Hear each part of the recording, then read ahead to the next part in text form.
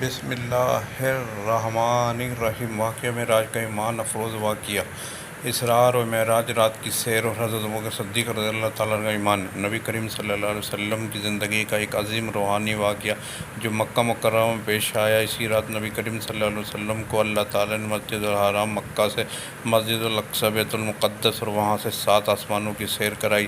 اس سفر میں آپ نے مختلف انبیاء کرام سے ملاقات کی، جنت و دوزخ کے مناظر دیکھے اور سدرۃ المنتہا تک جا پہنچے۔ اس سفر میں 5 وقت کی نمازیں فرض ہوئیں۔ جب نبی کریم صلی اللہ علیہ وسلم نے صبح کفار مکہ کو اس سفر کی خبر دی تو وہ خوب مذاق اڑانے لگے اور اس واقعے کو ناممکن اور ناقابل یقین قرار دیا۔ انہوں نے فوراً حضرت ابوبکر صدیق رضی اللہ تعالیٰ عنہ کے پاس جا کر کہا۔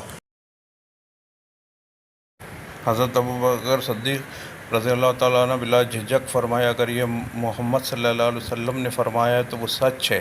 میں تو اس سے بھی زیادہ عظیم باتوں پر یقین رکھتا ہوں کہ ان پر آسمانوں سے وحی آتی ہے۔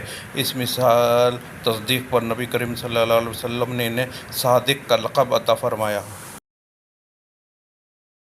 حضرت ابوبکر صدیق رضی اللہ تعالیٰ عنہ کا یہ رد عمل سچے ایمان، کامل اعتماد اور نبی سے والہانہ محبت کی ایک روشن مثال ہے جو رہتی دنیا تک وفاداری اور صداقت کی علامت بن گئی۔